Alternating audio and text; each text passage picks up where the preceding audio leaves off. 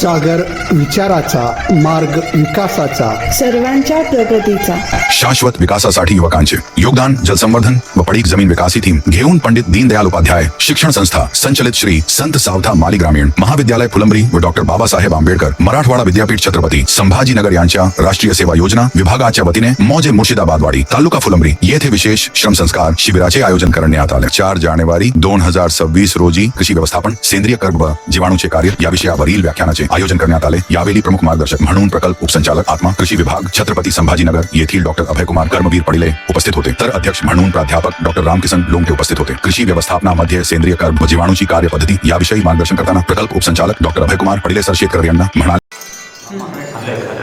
मग एवढं खतर पीक कुठलंच नाही. मुळं किती जात असते, जमिनीत किती खोल जात असतं, ते दिसताना त्याचं बारीक दिसते. त्याचं बोल्ड तुम्ही काढलं तर 1 मीटर जास्त लागेल.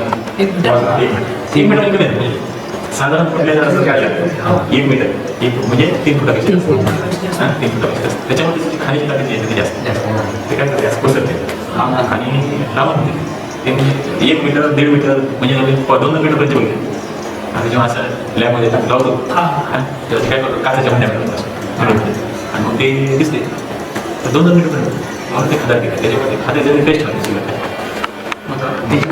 मक्याला दुसरं पीक चांगले येत नाही. मक्यानंतर आपण काही दुसरं घेतलं ते तेवढं उत्पादन देतं.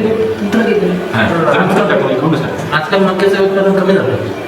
काय मक्याचं उत्पादन कमी नाही, काय जमिनीचं आपल्याला थोडं काय म्हणते काय, आपली जमीन सराई नाही, आपण जमिनी खायला काही देत नाही, आपण जमीन काही सराई कसं सराई आता समजा एखादा माणूस आहे, तुम्ही आपल्याला जेवण सराई लावतो, जीवन तर आपल्याला जीवन राहण्याचं काय आहे, ताकद नाही काम करत नसते सराई. जमिनीत कसं असते, जमिनीत एक सोबत असतो. जमिनीमध्ये आता तुम्ही रस्त्याच्या बाजूची माती असते, आपण खडी केलं तुम्ही किंवा खाली खडी केल्यावर माती असते खडी. समजा आपण असं उदाहरण केलं की आपले एक झाड काही पेड केला असेल, याच्या खडी केल्यावरची जी माती ती आणली टाकली आणि त्याच्यात जर तेल लावलं तरी काय नंतर माती मुक्ती दिसायला माती त्यात येतात. ही दगडाची म्हणजे ती दगडाची बरोबर आहे. आणि माती कशाची माहिती दगडापासून माती बनली नाही, ते दगडाचा मुखा झाला माती पाहिजे त्याच्यापेक्षा बारीक त्याला माती आहे, माती ती आहे. मग याला शास्त्रीय भाषेत काय म्हणतात, त्याला म्हणतात सेंद्रिय कर्ब. आता हे जर सायंटिस्ट लेवलचं बोललं तर वाटतं मला वाटतं काय भारी सांगायचं. कर्ब म्हणजे काय, काहीच नाही. आपलं समजा आता तुमचा गहू आहे, आपण गहू काढला, गव्हाचं उरलेलं जे काडी कचरा आहे सगळं, याला काय म्हणायचं, हे कर्ब.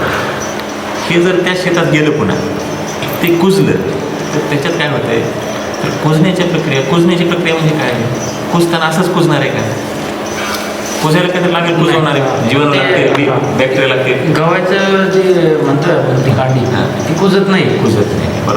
बरोबरच आहे. का कुजत नाही, काय हां.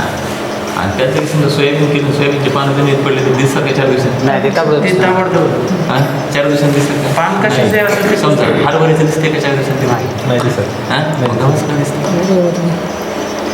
कपाशीची पराठी दिसते. बरोबर आहे का. खेळ काय आहे, खेळ फार सोपं सांगतात तर नाही तुम्हाला समजायला सोपं आहे. कुजते कोण, कुजवते कोण. आपण म्हणतो गहू कुजत नाही, कुजतो. अगदी आपल्याकडं मोठमोठी झाडाची खोड असते बघा, ते झाड सुद्धा कुजून जाते, वेळ लागते पण कुजते. वेळ लागतो आपण आता लगेच कुजत नाही. आता समजा आता गहू निघल्यानंतर एक 15-20 दिवसानंतर होत नाही, आपण रोट्या मारून डायरेक्ट पलटी मारू शकतो. ते पलटी मारल्यानंतर पुढच्या पावसाळ्यात आपण जेव्हा नांगर काहीतरी हाणतो तेव्हा ते वर येतं आणि त्याच्या तसं येतं. आता तेच सांगतो, लक्षात एक कुजायचं ते सांगतो, तुमच्या प्रश्नाचं उत्तरही सांगतो कसं कुजतंय. आता कुजणं समजून कुजवायला कोण कुजवतंय, जमिनीमध्ये असते तर बारीक बारीक जीवन. आता आपण दूध ठेवलं, दुधामध्ये विरजण टाकतो, का टाकतो विरजण, दही बनायचं. पण ते विरजनामध्ये काय असतं, बारीक बारीक जीवन असते, जीवन असतं बारीक जीवन, ते दिसत नाही डोळ्याला आपल्याला, ते मायक्रोस्कोप खाली दिसते, ते असे दिसत नाही. हे जीवाणू काय करते, तर दुधाचं दही करते. तसेच जीवाणू जमिनीमध्ये असते. हे जीवाणू काय करते, तर हे जीवाणू तुमचं पीक खाते. जे पीक आपण जमिनीमध्ये काडी कचरा टाकला, हा काडी कचरा टाकला ओलावा तयार झाला तरच खा. तरच काय याला काय लागतंय, आता याला काय लागतंय, ओलावा. बरोबर तुम्ही सांगितलं, याला काय लागतं, ओलावा लागतं. जीवाणूला ओलावा का लागतो, लक्षात घ्या, जीवाणूला ओलावा का लागतो, तर आपल्याला कसं दिले, आपल्याला निसर्गानं बघा त्वचा दिली, आत रक्त आहे आपल्याला, पण रक्त बाहेर येते का नाही. समजा ही त्वचा नसती, रक्त ओपन असतं तर रक्ताची वाफ झाली असती, राहिलं असतं काही. हां, तसं जीवाणूला काही वरून दिलं नाही. जे झाड आहे, झाडामधलं जे त्याचं जे असते त्याच्यावर साल दिली, हां त्याला दिले, त्याच्यात पाणी निघून जात नाही. पण जीवाणूचं कसं आहे, ते पाण्यासारखं असतं आणि त्याला वरून काहीच कव्हर नाही. म्हणून ते जर पाणी नसलं की जीवाणू लगेच कोरडा होतं, मरून जातं. म्हणून ओल असली तर जीवाणू काम करतो. कुठलाही जीवाणू, रोगाचा असो, चांगला असो, वाईट असतो, कुठलाही जीवाणू, त्याला सायन्समध्ये बॅक्टेरिया म्हणतात, परंतु आपल्या मराठीमध्ये त्याला जीवाणू म्हणतात. आपण सूक्ष्मजीव म्हणून जमिनीतले हे जे कुजवणारे जे जीव आहेत का, हे जीव फक्त कधी काम करते, तो ओलावा असतो. ओलावा जर नसला, त्याच्या बाजूने जर ओल हाटली की ह्याच्यातलं पाणी निघून जाते, पाणी निघून गेलं की जागेवर मरतो. म्हणून मग ओल लागते. म्हणजे कुजवायच्या प्रक्रियेला पहिलं लागलं तुम्ही बरोबर शोध, पाणी लागते ओलावा असायला पहिलं. मग जीवाणू कशापासून बनते, तर जीवाणू खाते काय, तर हे आपलं जे काडी कसं आहे हे खाते, याला म्हणतात कार्बन. आता कार्बन खाते, परंतु ते बनते कशापासून, एका जीवाणूचे 2, 2चे 4, 4चे 8 बनतात, म्हणजे त्यांचं उत्पत्ती होते. पण हे जीवाणू बनलेले कशापासून असते, तर हे जीवाणू सगळे बनले असतात नायट्रोजनपासून. म्हणजे तुमचं आमचं शरीर जे आहे ना, ते हे याच्यामध्ये 2 गोष्टी आहेत, कार्बन आणि नायट्रोजन. हाड आहेत फॉस्फरसची, पण हे आहे कार्बन आणि नायट्रोजन. नायट्रोजन म्हणजे युरिया, आपल्या भाषेत समजायला युरिया DAP मध्ये फॉस्फरस आणि नायट्रोजन असतं, आलं लक्षात. मग आपण पिकाला काय टाकतो, युरिया टाकतो. तसंच ते जीवाणू काय करते, जीवाणूची जे शरीर बनले हे नायट्रोजनपासून बनले. मग खायला ते कार्बन खाते, परंतु त्याचं शरीर कशापासून बनले, नायट्रोजन. मग एक जीवाणू जर मेला तर जमिनीमध्ये काय येणार आहे, ते मेलं की त्याचं शरीर जमिनीमध्ये गेलं, म्हणजे नायट्रोजन येणार. मग काय होतंय, आता समजा आपण काडी कचरा जमिनीमध्ये थोडा टाकला, तिथे जीवन वाढला, पहिल्यांदा 10 आहेत समजा, 10चे 1000 झाले, 1000चे 10,000, 10,000चे लाख झाले. ते खायला लागले कार्बन, आणि कार्बनपासून त्याचं काय बनायला लागले, तर त्याचं जे शरीर बनायला लागलं नायट्रोजनचं. मग जमिनीमध्ये नायट्रोजन वाढत म्हणजे सोप्या कशात आपलं युरिया वाढत चालतं, आणि मग ते युरिया वाढत चालतं, आणि हे कुजत चालतं. लक्षात आलं, हे कुजलं की जमिनीमधला युरिया वाढतो. म्हणून कुजलेलं काही जमिनीमध्ये कुजलं की आपलं पीक जोमात वाढते, कारण पिकाला काय मिळालं, नायट्रोजन. आता तुमचा जो प्रश्न होता की माझ्याकडे गहू आहे, मी रोटा मारला, गहू तसाच राहतो न कुजता, कशामुळं. आता समजा तुम्ही घरी गेले, आता आपण भाकरी केली गेली, तर भाकरीचं पीठ करून तुम्हाला भाकरी ते पीठ करताना आपण त्यात पाणी टाकलं, पीठ असल्यामुळे ते तिंबलं, मग केलं.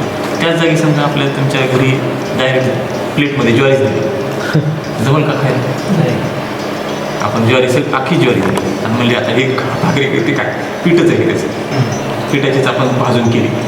भाजल्यामुळं काय झालं, पाणी टाकलं, पीठ केलं, भाजली, त्याच्यामुळे ती खायला सोपी झाली. परंतु डायरेक्ट ज्वारी पचल का आपल्याला, नाही. तसंच काय होतंय, जीवाणूला जर तुम्ही डायरेक्ट खूप कार्बन असलेला जर पदार्थ दिला, म्हणजे झाडाचं लाकूड वगैरे मोठं, हे समजा लाकूड आहे, आपण टाकलं जमिनीत कुजायला, तर जीवाणूला ते लय अवघड जातं. त्याला नायट्रोजन लागेल ना बॉडी बनवायला, नायट्रोजन कमी आहे त्याच्यात. पण त्या जागी हरभरा आहे, सोयाबीन आहे, ह्याच्या पानामध्येच नायट्रोजन जास्त असतं. त्याला शरीराला पाहिजे नायट्रोजन, आणि खाणारे कार्बन, तर नायट्रोजन त्याच्यात जास्त, युरिया जास्त त्या पानामध्ये. मग ते पान लवकर खात येते, ज्याच्या पिकामध्ये नायट्रोजन जास्त आहे ते पान ते लवकर खाऊन टाकतात. परंतु ज्या पिकामध्ये नायट्रोजन कमी आहे, काडी कचऱ्यामध्ये, ते काडी कचरा त्याला खायला वेळ लागतो. म्हणून ते दात नसलेल्या माणसासारखं आहे, चगळू हळूहळू. मग याच्यावर उपाय आहे, याला काय करायचं, जो काडी कचरा कुजायला अवघड आहे, कापसाची पराठी तर आपण समजा रोटा मारत नाही त्याला, पण गव्हाला मारतो, त्यावेळेस काय करायचं, त्याच्यावर युरिया टाकायचं. या शेतामध्ये काय करायचं, युरिया टाकायचं. युरिया टाकलं की युरियामध्ये काय, नायट्रोजन. मग इथं आहे कार्बन एवढा मोठा, वरून पडला नायट्रोजन, त्या जीवाणूची वाढ वेगाने होते. आणि मग काय होतं, तुम्ही मला मग युरिया माझा वाया गेला, तो युरिया कुठेच पळून जात नाही, तो युरियामध्ये काय होणार आहे, तो जीवाणूमध्ये जाणार आहे, तो जीवाणू मेला की पुन्हा जमिनीतच येणार आहे. म्हणून काय करायचं, आपण काय करतो, ऊस असेल, गहू असेल, याच्यामध्ये रोटा मारला की वरून थोडा नाईट युरिया फेकला की ती जीवाणूची वाढ होते. मग तुम्ही जर करून बघायचं असेल तर काय करा, एखाद्या पण सगळीकडे करायचं. विश्वास मी सांगितलं विश्वास कशावरच ठेवायचा. आमचं सगळ्यात महत्त्व असतं एकच. आता समजा तुमचं हे एक तुकडा आहे, 1 एकराचा असेल, अर्धा एकराचा असेल, 4 एकराचा, काय असेल, त्या तुकड्यामध्ये एकाच तुकड्यामध्ये प्रयोग करायचा. तर कसा करायचा, अख्खा तुकड्याचा प्रयोग नाही करायचा. एका त्याच्यात समजा हे आपलं शेत आहे असं, हे आपलं शेत आहे समजा, हे तुकडा एवढा, त्याच्यामध्ये एक पट्टी टाकायची, अर्ध थोडंसं 10% तिथं तेवढं युरिया टाकून बघायचं, थोडा फेकून द्यायचं. आणि मग नंतर महिन्याभराने तुम्ही इकडले उकरून बघा आणि इकडले उकरून बघा. तर त्याच पट्टीमध्ये टाकून बघा, एकच तुकड्यामध्ये एक थोडा पट्टीवर फेकून बघा युरिया रोटा केलेला, ते कुजणं. हे आपण कशासाठी करतो की कुजण्याची प्रक्रिया फास्ट करतो. आता तुम्ही म्हणाल की कुजण्याचं काय आहे, आता लक्षात घ्या. आपण काय बघितलं की समजा कपाशी पराठीमध्ये कार्बन किती असते माहिती आहे का? तर पराठी जर आपण घेतली कापसाचं जर हे घेतलं तर त्याच्यामध्ये जवळपास 120 कार्बन असते. समजा 120, त्याला 1 नायट्रोजन असते. म्हणजे 120 कार्बन मिळाले त्याच्यासोबत 1 कार्बन 1 नायट्रोजन मिळाले. पुन्हा 120 कार्बन आलं की 1 नायट्रोजन. म्हणजे त्याचा रेशो बघा. म्हणजे एका पराठीमधलं जर आपण कार्बन बाजूला काढला, कर्ब बाजूला काढला, तर ते किती झाला 120 असतात. SSP रॉकॉस त्याच्यावर ॲसिड टाकतात, रॉकॉस होतं आणि त्याचं SSP तयार होते. आता तेच ॲसिड कुठून येणार, तुम्हाला ॲसिड टाकायचं. आता मी तुम्हाला जी कुजण्याची प्रक्रिया सांगितली, या कुजण्याच्या प्रक्रियेमध्ये काय झालं, तर जीवन कुजवत असताना ॲसिड तयार करतो. आपल्या पोटात जसं ॲसिड असते आणि त्या ॲसिडमध्ये आपण कुजवतो, तसं जीवन जेव्हा काम करते तेव्हा ॲसिड तयार होते. हे लय बारीक ॲसिड असते, म्हणजे पॉवर जास्त नसते. पण ह्या ॲसिडमुळे काय होतं, त्या शेणखताच्या खड्ड्यामध्ये रॉक फॉस्फेटचं कन्व्हर्जन होते SSPमध्ये. हे सोपं फरक. तुम्हाला बाजारातला कुठलीही कंपनी असल्या गोष्टी सांगणार नाही. याचं कारण काय, त्यांना व्यवसाय करायचा. याला म्हणतो आपण कुजलेलं. जमिनीमध्ये हे टाकावं. आता समजा तुम्ही जमिनीमध्ये 20 एक न टाकता 120 एक टाकलं. आता उदाहरणार्थ तुम्हाला सांगतो, समजा तुमचं गहू काढला, तुम्ही रोटा मारला आणि गहू आतच आहे, न कुजले, आणि तिथं तुम्ही दुसरं काहीतरी उन्हाळ्यात पेरलं. समजा उन्हाळी आपण भुईमुग पेरला, तर उन्हाळी भुईमुग येईल का? उन्हाळी भुईमुग येईल, परंतु पिवळा होईल पाहिजे. पिवळा पडते, बुरशी जास्त लागते. बुरशी नाही त्याचं पाहिजे. आता लक्षात घ्या, आता आपण जमिनीत टाकलं. आपण म्हणलं बा मला गहू झाला माझा, मी रोटा मारला, आता मला लवकर कुजवायचे, मी आता लगेच युरिया टाकतो. आता समजा जमिनीमध्ये 50 किलो नंतर आहे तुमचं, तुम्ही युरिया टाकला समजा 50 किलो वरून युरियामध्ये राहिला. काय होणार आहे, तो युरियामधून आलेला आणि तो जमिनीतला 50 तो जमिनीतला घेणार नाही, पण युरियामधला 50 किलो ते बॅक्टेरिया घेतील. आणि मग हे कुजवणारे जर तुमचा गहू आहे, गव्हाचा भुसकट आहे, त्यातला कुजून पुन्हा युरिया येईल जमिनीत. आणि मग तुमचा जो युरियातला 50 किलो, जमिनीतला 50 किलो आणि ह्या भुसकटातला पुन्हा काय 50 किलो, आणि मग युरिया वाढतो जमिनीतला एकदम 150 किलो होईल महिना 1.5 महिने. तर असं युरिया हळूच वाढतो. त्याची पावर किती कालावधीपर्यंत चालते कशी? समजा आपण म्हणतो भुसकट किती आहे याच्यावरती डिपेंड. हा ना. तर त्याच्यावर काय करायचं, लगेच टाकायचं नाही. आपल्याला काय करायचं, आपल्याला पेरणी करायची. पेरणीच्या आधी आपण जेव्हा रोटा मारतो किंवा त्यावेळेस टाकायचं येणार. पुढच्या पिकाला पाहिजे ना. जमिनीतून जर घेताना कुठून घेतलं, समजा जमीन ही विहिरीसाठी उघडीत धरा. जमिनीत तुमच्या समजा एक हौद आहे पाण्याचा, त्याच्यात समजा 100 लिटर नायट्रोजन ठेवलं आपण भरून, त्याच्यातलं त्या पिकानं काढलं 90 लिटरवर. ते पिकानं काढलेलं तुम्ही सगळं बाहेर निघून टाकलं. आता कोणा हौदात कुठून येतं? प्रॉब्लेम इथं आहे. जमीन पूर्वी काय होतं, म्हणून जिथं शेतातलं पीक पुन्हा शेतात येते तिथं तुम्हाला खत कमी करता येऊ शकते. परंतु शेतातलं पीक शेतात जर येत नसेल, जिथं भाजीपाला आहे, ऊसासारखं पीक आहे, जिथं आपलं पीक परत शेतात येत नाही, त्याचा काडी कसा जर शेतात येत नसेल, तिथं खताचं मात्र आपल्याला लक्षात येते. म्हणजे आपल्याला आपण काय होते, आपण काढायला तर त्या विहिरीतून पाणी उपसायला लागलो, पण त्यात पुन्हा परत आवड नाही. आपलं काय झालं, काळाच्या ओघात पूर्वी तसं नव्हतं. जुनी जी शेती होती का, जुन्या शेतीमध्ये निघालेलं माणसं खायची ती माणसं खायची, जनावरं खायची ते पुन्हा परत शेतात यायचं, कुजून यायचं. पुन्हा जमिनीत कुजायची गरज नसायची. शेती आपण उकरड्यात टाकायचं, ते कुजायचं, ते कुजायला पुन्हा जमिनीत यायचं आणि पुन्हा ते पिकात यायचं आणि पुन्हा आपण आणायचं, पुन्हा ते पुन्हा शिजायचं. हे असे चक्र चालवायचं. आपण ते चक्र बिघडवलं. भाजीपाल्यात तर इतकं अवघड आहे. कोबी तुम्ही आहेच काय त्याचं झाडाचं आहेच काय फक्त कोबीची गड्डी, तेच सगळे ते काढले आणि ते बाहेर नेले. आपण जर 2 टन जर कोबी बाहेर नेली, 2 टनामध्ये किती नायट्रोजन बाहेर चाललाय, मग येणार कुठून ते? मला आश्चर्य वाटेल, नाशिक परिसरामध्ये नाशिककडून सगळा भाजीपाला मुंबईला जातो. जाणारा ट्रक भाजीपाल्याचा जातो, येणारा ट्रक कशाचा येत असतो, परत रिकामाच येत असतो एम मुंबईला.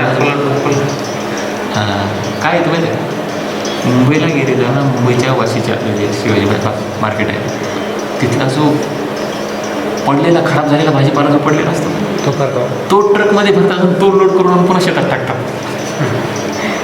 हे लोकांना आता कळायला लागलं आणि ते भाजीपालवाले नाही, द्राक्ष बागायतवाले सगळे टाकतात. हां, तर मग कारण काय झालं, लोकांना कळलं की आपल्या जमिनीमध्ये हे जे काडी कचरा आहे याच्यावर शेती आहे. मी तुम्हाला जे सांगत होतो, आपण 20 एक केलं की आलं आपलं शेणखत. हां, आणि हे शेणखत काय होते, जमिनीमध्ये कुजते. शेणखत काडी कचरा, कुजलेला काडी कचरा म्हणजे 20 कार्बन 1 नायट्रोजन. हे पुन्हा जमिनीमध्ये स्थिर राहते का नाही, हे कुजते, जमिनीमध्ये पुन्हा कुजते ते आणि कुजायची प्रक्रिया चालू राहते. आणि हे येते 10 म्हणजे 10 कार्बनला 1 नायट्रोजन. याला आपण म्हणतो ह्युमस. ह्युमस म्हणजे काय, ज्याला आपण माती म्हणतो. ही माती नाही. मी तुम्हाला क्रशरच्या पावडरच्या याचं उदाहरण याच्यासाठी सांगितलं, खडी केंद्राच्या, की त्याच्यात जर पाणी टाकलं तर त्याचा गोळा तयार होतो का? नाही. आपल्या जमिनीमध्ये जर पाणी टाकलं तर त्याचा वापसायला आपण गोळा करतो, होतो का मातीचा गोळा? समजा माती आपण घेतली, थोडं पाणी टाकलं, त्याचा मातीचा गोळा तयार होईल. हां, किंबून जसं पीठ तयार किंबतो तसं होते. ह्या मातीचा होतो का? का होत नाही? याला धरून कोण ठेवते? हे मातीचे जे कण आहेत ना, याला धरून ठेवणारी जी आतली पेस्ट आहे, म्हणजे चिकट आहे, फेविकॉल मातीतला, हे 10 आहे. हे जे कुजलेला काडी कचरा आहे, हा जेव्हा 10 बनतो तेव्हा हा मातीला पकडून ठेवतो. पण आपली माती जी पकडून आहे, म्हणतो ना काही जणांची शेती तुम्ही म्हणता बघा, हातात घेतली का नाही, त्याची भारी आहे जमीन, त्याची जमीन हलकी आहे, याची जमीन भारी आहे. कशावर ठरवतो? भारी जमीन आणि हलकी जमिनीचा फरक काय? तुम्ही हलक्या जमिनीमधली माती घ्या, त्याचा आपण म्हणतो हे वापसायचं. हां, हे लवकर वापसायला येते पण पाणी धरून ठेवत नाही. हलक्या जमिनीमध्ये पाणी धरून ठेवत नाही. का धरून ठेवत नाही? हां, कारण काय, काडी कचरा, कुजलेला जो काडी कचरा आहे, हा कुजलेला काडी कचरा जेव्हा 10 येतो तेव्हा त्याला म्हणतात ह्युमस. आणि हा ह्युमस म्हणजे फेविकॉल असतं जमिनीचा. हा जमिनीतले मातीचे कण पकडून ठेवतो. नुसते मातीचे कण पकडत नाही, हे जे आपण करून युरिया टाकतो, DAP टाकतो, हां, फेरस सल्फेट, झिंक सल्फेट, काय जे काय टाकतो, हे कुठं पकडते? हे पकडण्याचं जे चुंबक आहे, मॅग्नेट आहे, हे काडी कचरा कुजलेला. हा 10 झाला ही जमीन अशी पकडून ठेवते. आणि हा खेळ सगळा मातीचा, म्हणजे तुम्हाला पहिल्यांदा सांगितलं, आपण शेती मातीमध्ये करत नाही. हे जे कुजलेला काडी कचरा आहे याच्यावर आपण शेती करतो. मग हा 10 हळूहळू आणखी कुजतो आणि तो 0 होतो आणि मग संपतो. म्हणून आपल्याला वरून सारखं काडी कचरा जमिनीमध्ये टाकावं लागतं. आता हे आपण जरी टाकत नसलो तरी आपण जे पिकं लावतो त्या पिकाची पानं जमिनीमध्ये पडतात, काडी कचरा जमिनीमध्ये पडतो आणि मग तो काडी कचरा कुजतो आणि म्हणून आपली शेती होते. शेतीचं हे बेसिक आहे. आपल्याला शेतीमध्ये जर काडी कचरा नसेल तर खडी केंद्रावरची माती आणि आपल्या शेतीमधला फरक राहणार नाही. पुढच्या काळामध्ये हळूहळू कुणाला लक्षात येणार आहे, जिथं काडी कचराच पडत नाही तिथं हे लवकर दिसेल तुम्हाला. तुम्हाला जमीन तर लई भारी देखील पण उत्पन्न निघत नाही. का निघत? याचं कारण हे आहे की त्याच्यातला काडी कचरा असतो.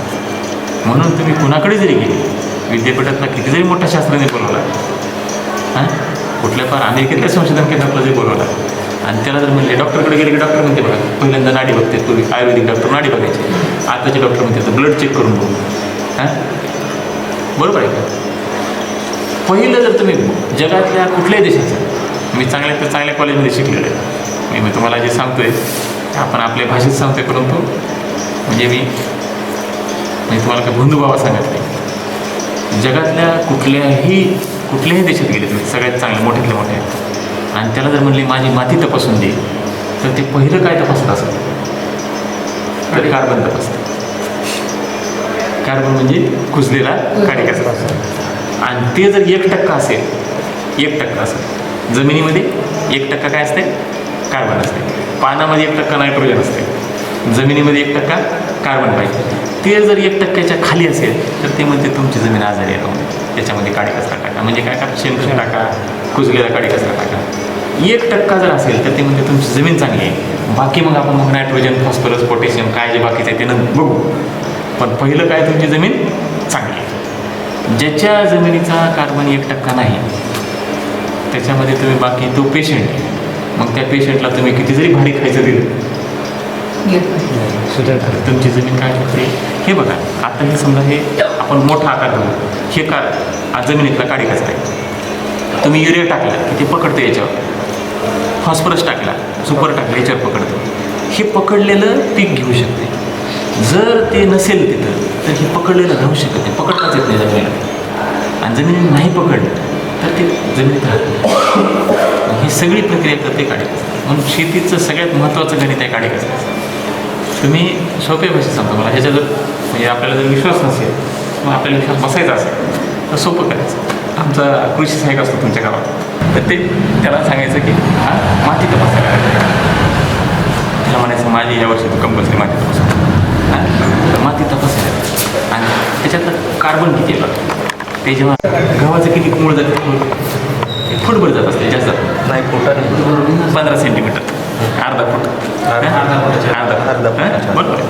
पण जर समजा आपण खरीपमध्ये समजा जे पीक घेतो, हां सोयाबीन असेल तर 1 फूट जाते, कपाशी असेल तर 2 फूट जाते, 3 फूट जाते. जे पीक घेतो तेवढा खड्डा आहे, त्याची मुळं जिकडे जाते का काय त्याच्या पलीकडचं आपल्याला कामच आहे का? हां, तर काय करायचं, तेवढा खड्डा घ्यायचा. तो खड्डा खड्डा असा घेतला की त्या खड्डाची साईडनं माती काढायची आणि ती त्याला तपासायला द्यायची. वरचं फक्त वरची जी आहे जमीन जेव्हा खड्डा करते तेव्हा वरचं बाजूला सरपण का त्याच्यावर काडी कचरा पडलेलाच असतं.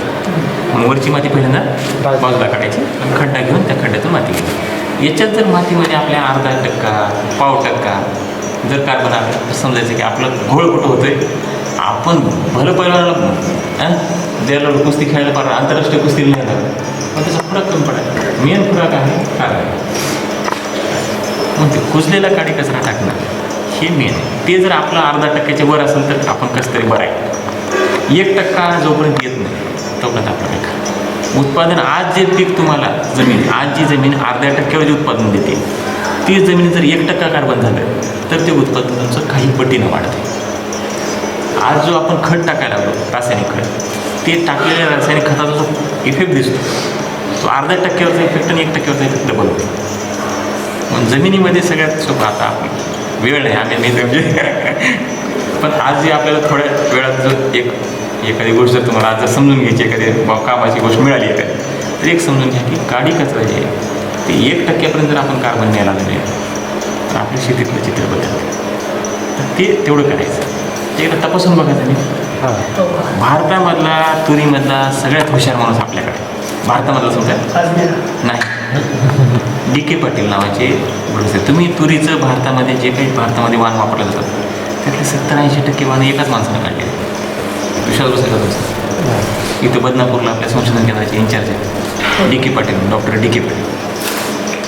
गुजरातमध्ये असेल, मध्य प्रदेशमध्ये असतील, जी तूर पेरली जाते तिथून बदनापूरून निघालेलं वाण.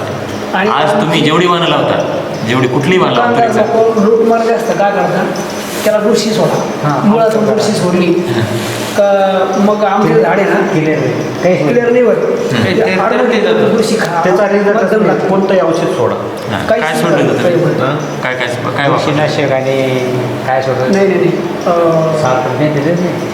ट्रायकोडर्मा कुठल्या कंपनीची वापरली, विद्यापीठातून आणली मराठवाडा कृषी विद्यापीठ. काय फरक पडला नाही. नाही काही फरक नाही. सर ते एक जणांचंच नाही आणि एकदा चिंता वापरली नाही. तुम्हाला ते समजा काय करायचं आता याच्यापुढं काय असते ते. आता तुम्ही सांगितलं समजा उदाहरणार्थ सांगतो, तुम्ही सांगितलं हाडाचा आजार, मग हाडाचा डॉक्टर आपल्याला आहे ना, जे डॉक्टर आहे त्याला दाखवायचं, बाकीच्या कोणाला दाखवायचं नाही. नाव त्यावेळेस अजमेराला सांगायचं DK पाटील किंवा मला विचारायला सांगायचं अजमेराला मी सांगतो तर DK पाटलांना बोलवायचं. ते इथंच राहतातच संभाजीनगरला, बदनापूरला नोकरीला आहेत. म्हणजे आपले सगळे वाहनं तुरीची भारतातली सगळी महत्त्वाची वाहनं त्या DK पाटला निघाले. सगळ्यात हुशार माणूस तुरीमध्ये एवढा हुशार माणूस असेल त्यांना एकदम बघू द्या काय ते बघू. रोग कुठला आहे पहिलं काय असतं, रोगाचा इलाज नंतर आहे. रोग काय हे कळल्याशिवाय इलाज करता येईल का? रोग काय हे कळलं पाहिजे, नेमकं काय रोग आहे एकदा त्यांना बघू द्या. मग सांग ते बघितल्याशिवाय नाही सांगतात. हे बघा 2 गोष्टी आहेत त्याच्यामध्ये. याच्यामध्ये जे आहेत ना, एक मर असते तुरीमध्ये, मर वेगळी. मर वेगळी. मर काढले ना, मर सुकी ओळखायला सोपी कशी असते, तुम्ही जेव्हा ते तोडता झाड, आतला जो संपूर्ण पाणी त्याचं आतला झाडाचा बुंदा ज्याला म्हणतो आतून होतो ना, तो संपूर्ण वाळलेला असतो. काळा पडलेला. हां, तर ते जे वाळलेलं असेल तर ती मर आहे. तर ती मर जर असेल ना, ती बघू द्या. ते आत्ता जर फील्डवर असेल, आता शेतावर असेल ना, आता फील्डवर काहीच नाही. हां, मग आता आता शेतात सगळं गेलं. हां, मग ते प्रत्यक्ष जेव्हा असेल तेव्हाच बघून कळणार आहे. आणि याच्यावर तुम्हाला आधी चर्चा करायची असेल तर डी के पाटीलचं, आणि एकदा बघू आपण, बघितल्याशिवाय सांगतो. मर असेल तर मरवर ट्रायकोडर्मा हा सर्वोत्तम उपाय आहे. पण तुम्हाला त्याचं प्रॉब्लेम काय आहे, जैविकमध्ये आता ट्रायकोडर्मा आपण असं मिस लॅबोरेटरी इन्चार्ज होतो इथं, आम्ही 47 रुपयाला 1 किलो ट्रायकोडर्मा विकायचो. किती? 47 रुपयाला 1 किलो ट्रायकोडर्मा, हां, शासनाचं. हे मी तुम्हाला वाघाचं उदाहरण त्यासाठीच दिलं. आता समजा आपल्याकडं ओरिजिनल आणि आता आपल्याकडे समजा एक उंदर झाली घरामध्ये, उंदर झाली, आपण एक मांजर आणली, मांजराने उंदर खाल्ली. घरात एकच उंदीर होता, मांजराने खाल्लं, पुन्हा उंदीरच नाही, मांजर उपाशी मरेल. पण घरात 100 उंदीर आहेत, मांजराने खाल्ले, दररोज त्याला 2 उंदीर खायला मिळाले, ते गब्बर होईल. त्याला आणखी 4 पिल्लं होते, पुन्हा आणखी ते 4 पिल्लं आणखी गब्बर होते, उंदीर खाऊ खाऊ. जेवढा शत्रू जास्त तेवढं ट्रायकोडर्माची वाढ जास्त होते, खायला जास्त मिळणार आहे, त्याची संख्या वाढत वाढत जाणार. याची संख्या वाढली की त्या बुरशीची संख्या ऑटोमॅटिक कमी कमी होते. बुरशीची संख्या कमी झाली की पुन्हा ट्रायकोडर्मा खायला काही मिळालं नाही की ट्रायकोडर्मा पुन्हा कमी होणार. पुन्हा तिथं बुरशी वाढली की ट्रायकोडर्माला पुन्हा खायला मिळणार आहे, पुन्हा ट्रायकोडर्मा. लक्षात, हे निसर्गाचं चक्र आहे. जेवढा शत्रू जास्त तेवढं ह्याला खायला जास्त मिळते, खायला जास्त मिळालं की याची संख्या वाढत वाढते, म्हणून पुन्हा कंट्रोल करते. म्हणून ट्रायकोडर्मा हा नैसर्गिकपणे कंट्रोल करत राहतो. पण रसायनाचं तसं नाही. रसायनाचं तुम्ही आत्ता टाकलं, त्याचा इफेक्ट थोड्या वेळापुरता आहे, तेवढ्या पुरतं ते मारते, पुन्हा तसंच विषय, पुन्हा आणखी रसायन टाका, पुन्हा आणखी रसायन टाका. आणि याचा जर प्रयोग करायचा असेल तर तुम्ही करून बघा, एका तुकड्यात टाकून बघा, एका तुकड्यामध्ये, आणि तुम्हाला अतिशयोक्ती वाटेल. तुम्ही म्हटलं साहेब हे असं हां खरंच आहे का? अहो एवढंच नाही, तुम्ही तेच रसायन तुम्ही जे आता बुरशीनाशकच वापरणार आहे, मर ही बुरशीमुळेच येते, हां बुरशीनाशकच वापरणार आहे. ट्रायकोडर्मा पण बुरशीच आहे, ट्रायकोडर्मा पण बुरशीच आहे, बरोबर आहे का? मग काय करायचं, तुम्ही मी जसं मला हे गोरपाटावरचं सांगितलं ते याच्यावर, हां याच्यात जी बुरशी आपण केली, हिरव्या रंगाची बुरशी झाली आपली, याच्यावर काय करा प्रयोग. हे 7 दिवस झाले, 7 दिवसानंतर जे बुरशीनाशक तुम्ही शेतात टाकत होते ते बुरशीनाशक एक झाकणभर त्याच्यावर टाकून बघा. हे ट्रायकोडर्मा आपण इथे तयार केला, याच्या एका पार्टवर काय करा, ते बुरशीनाशक टाकून बघा. तिथे ट्रायकोडर्मा मरायला पाहिजे, हिरवं तयार झालं आहे, हिरवं लाल व्हायला पाहिजे, काळं व्हायला पाहिजे, बनून जायला पाहिजे ना. 7 दिवसांनीच, 7 दिवसात ते ओलं आहे ना, काही होत नाही त्या ट्रायकोडर्मा. तुमचे बुरशीनाशकसुद्धा काही करू शकत नाही त्याला. केमिकल, त्या केमिकलनं ट्रायकोडर्मासुद्धा मरत नाही. म्हणजे ही अशी अवस्था आहे की हा ट्रायकोडर्मा एवढा पॉवरफुल असतो की याला तुमचं रासायनिक बुरशीनाशक मारू शकत नाही, काहीच होत नाही. ट्रायकोडर्माला बुरशीनाशकांना काहीच होत नाही. बुरशीनाशकांच कशाला, लॅबोरेटरीमध्ये हे असे UV रेडिएशन मारतात, मला शिकतो वाटतं UVनं मरत नाही ते. म्हणजे ट्रायकोडर्मा अशी इतकी बेकार बुरशी आहे की त्याला आम्ही म्हणतो बुरशींमधला अनुभव आहे. तो जर समजा ही जर लॅबोरेटरी असेल सर, हे समजा तुमच्या लॅबोरेटरीच्या 10 रूम असतील, तुम्ही ह्या रूममध्ये जर त्याची टेस्ट ट्यूब उघडली हां, तर तुमच्या तिकडल्या 10व्या नंबरच्या रूममध्ये जे काय बुरशी तुम्ही ग्रो केली असेल दुसरी, त्याच्यामध्ये कॉन्टॅमिनेशन करते. म्हणजे ते हवेत इतक्या वेगानं पसरते आणि इतक्या वेगानं पसरते की तुम्ही इथं जर आज उघडलं असेल आणि 1 वर्षानंतर इथं जर दुसरी बुरशी तुम्ही केली तरी इथे कॉन्टॅमिनेशन करते 1 वर्षानंतर. म्हणजे एवढं पॉवरफुल आहे ते. 3-3 वर्ष ते पुढे जात नाही. म्हणजे UV लावतो आम्ही लॅबोरेटरीमध्ये, असे ट्यूब जे आपण जसे लावतो का तसे UVची ट्यूब लावलेली असतात, हां ट्यूब लावलेले असतात, तरी ते मरत नाही. पण इतकं शेती कशी आहे, शेतकऱ्याला शेतीचं खरं ज्ञान आहे त्याला स्वतःला आहे. थोडंसं जे खरं ज्ञान द्यायला पाहिजे ते देणारी जागा शिल्लक नाही. आता सगळं बाजार झाला आणि लोकांनाही कसं झालं, शेतकऱ्याला जाईल किंवा कष्ट नको, किंवा आपल्याला काय झाले नफा कमी झाला म्हणून आपल्याला ऑप्शन कमी झाले. आता माझ्याकडे मर आली की मला आता वाटतं की आता मला इन्स्टंट काहीतरी पाहिजे, ताबडतोब. त्या जागी जर आपण आधी टाकलं हां तर काय होतं त्याची संख्या वाढायला वेळ लागते नाही मजुरासारखं आहे. हे बघा मला आत्ता विहीर खंदायची आहे म्हणजे तहान लागली मी आज जर विहीर खणायला मजूर लावला तर विहीर खणून किती होईल पण त्या जागी मी 6 महिन्यापूर्वी लावला मजूर तर आजपर्यंत विहीर तयार नाही माझी. हे कसं असतं जैविकमध्ये वेळ लागतो वाढायला तर तेवढा वेळ मिळणं आवश्यक आहे म्हणजे सुरुवातीलाच करायला पाहिजे. ट्रायकोडर्मा हा आपण तूर पेरताना ट्रायकोडर्मा सोबत टाकला सीड ट्रीटमेंट करू नका बियाला लावत बसू नका डायरेक्ट जमिनीमध्ये डायरेक्ट टाकायचं 1 किलो एकराला वापरायचं मार्केटमधला.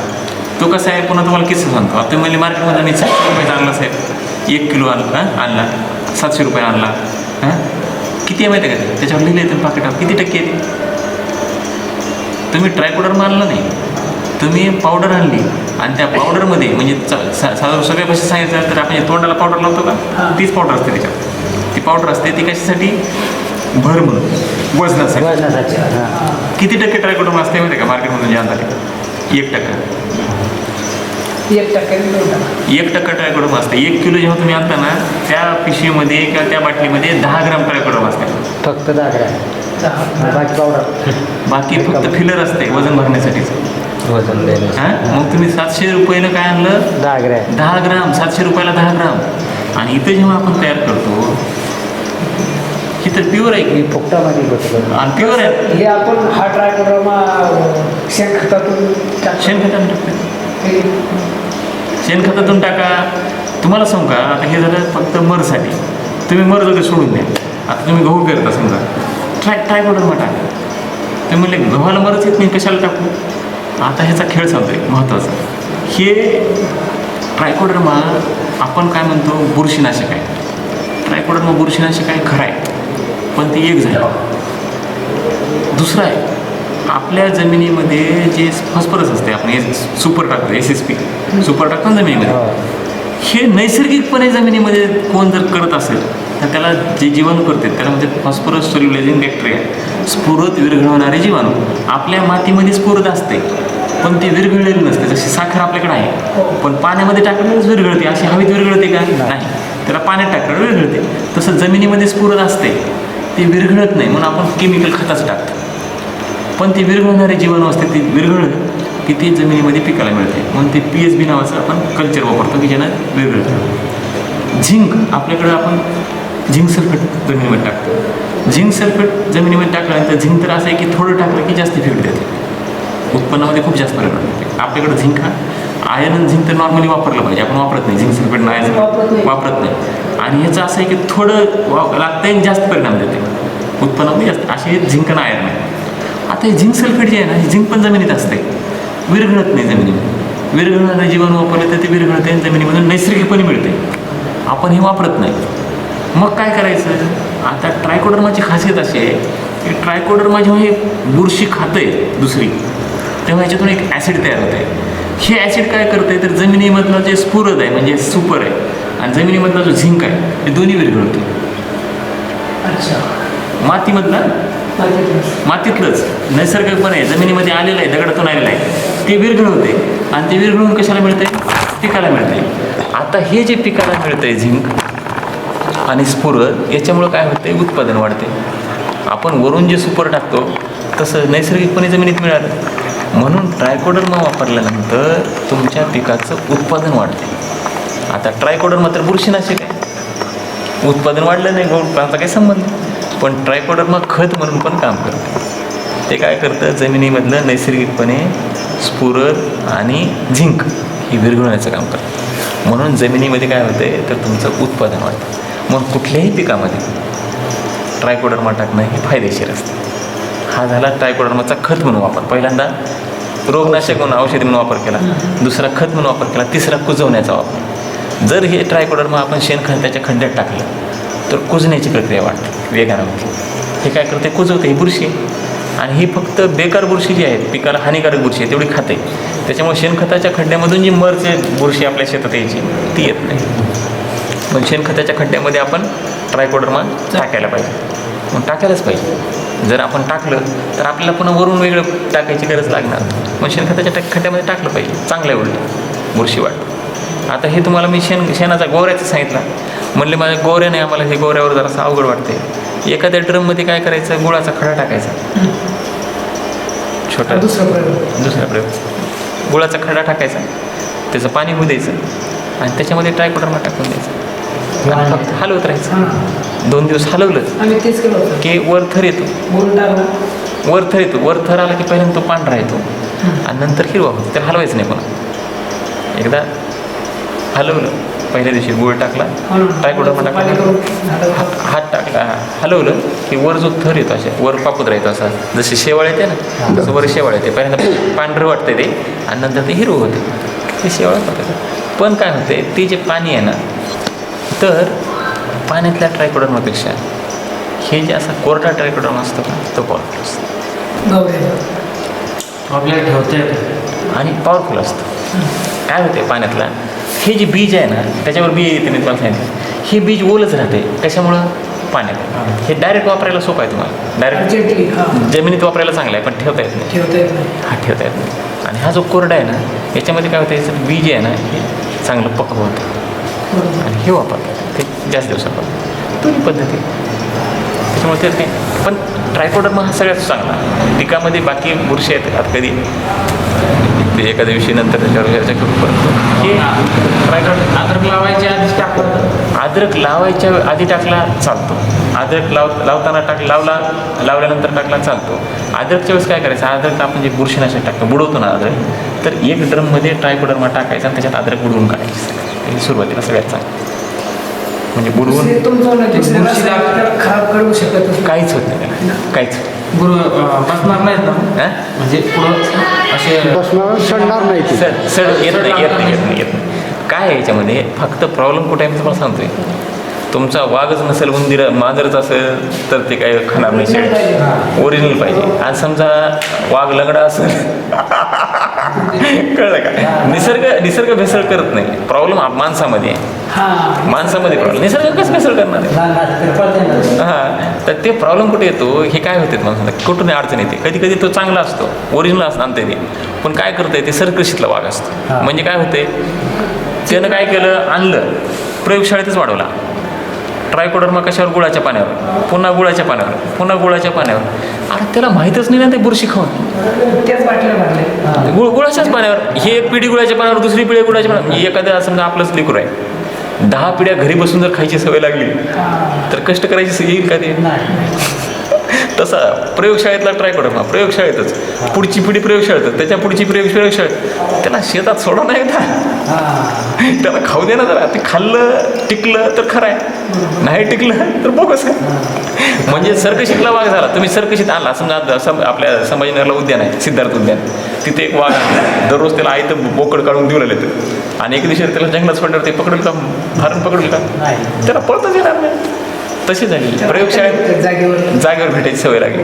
तर ते प्रयोगशाळेत त्याचा प्रॉब्लेम ते येते. म्हणून प्रयोगशाळेतल्यापेक्षा आपलं स्वतःकडे केलं, जमिनीमध्ये वापरला तर आपल्याला नाही. शेणखतामध्ये नायट्रोजन जास्त असते, कार्बन तर काडी कचरात देणार. शेणखत काय करतंय, आपण बघितलं ना, युरिया नाही, फायदा शेणखताचा आहे. पण कारण सांगतो, आपण कशासाठी टाकला, समजा तुम्ही म्हणले काडी कचरा आहे, कुजायची प्रक्रिया कोण करणार आहे? नायट्रोजन लागणार आहे, बॅक्टेरिया लागणार आहे. नायट्रोजन कशात आहे? आपण म्हणलं नायट्रोजन नाही म्हणून युरिया वरून टाका.